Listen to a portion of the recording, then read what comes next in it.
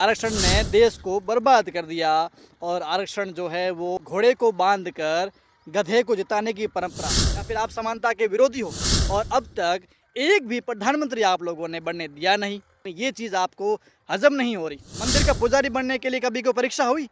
खुद को सोफे पर बैठना है और बाकी वालों को नीचा हुआ बैठना वो पसंद करते हो आप।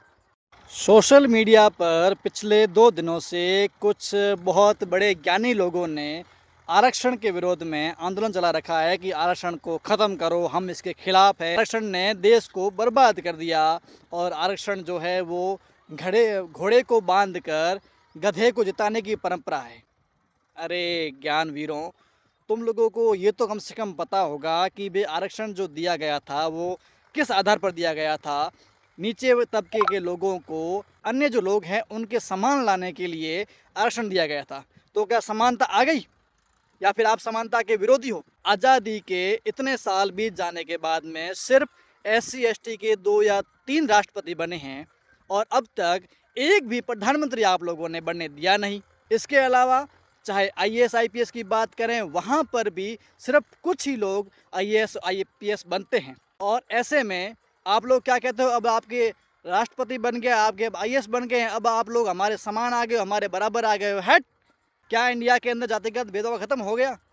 क्या आपके इलाके में आप लोगों ने जातिगत भेदभाव ख़त्म कर दिया? आज भी आप देख रहे होंगे कि आज भी बड़े लोग, कुछ लोग जो खुद को बड़ा मानते हैं, वो सोफे पर बैठना पसंद करते हैं और जो SC/ST OBC वाले हैं इनको आप नीचे बैठा हुआ देखना पसंद करते हैं।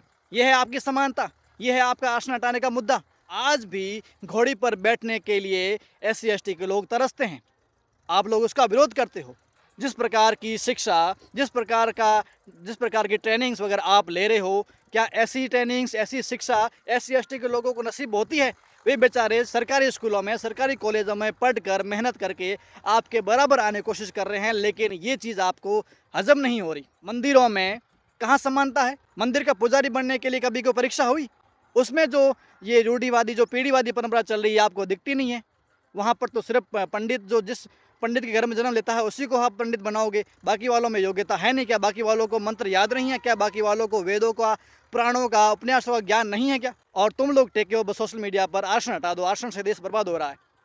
अरे शिक्षा की बात करो, समानता की बात करो, स्वतंत्रता की बात करो, तब जाके माने कि हाँ आपका विरोध सही है। जाति पहले आई या आरक्षण पहले आया? जाति आपको ख़त्म करनी नहीं है।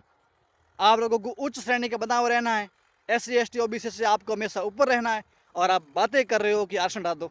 आपको SC/ST को जूती के नोक पे रखना है, खुद को सोफे पर बैठना है और बाकी वालों को नीचा हुआ बैठना वो पसंद करते हो आप, और फिर बात करते हो कि आरक्षण हटा दो। पहले जाति आई है तो पहले जाति हट जाएगी तो आरक्षण अपने आप हट जाएगा। आप जाति हटा दो, जातिगत भेदभाव बंद कर दो, बस बात अपने आप खत्म हो जाएगी, आरक्षण अपने आप खत्म हो जाएगा। जब जाति की बात ही नहीं होगी तो आरक्षण का नाम ही नहीं लेंगे लोग। अगर ये नहीं कर सकते, आप जाति हटाना नहीं चाहते, आप समानता लाना नहीं चाहते, आप SC/ST को अपने बराबर बैठा हुआ देखना पसंद नहीं करना चाहते, तो आरक्षण हटाने की जो बात आप कर रहे हो उसे बंद कर दो।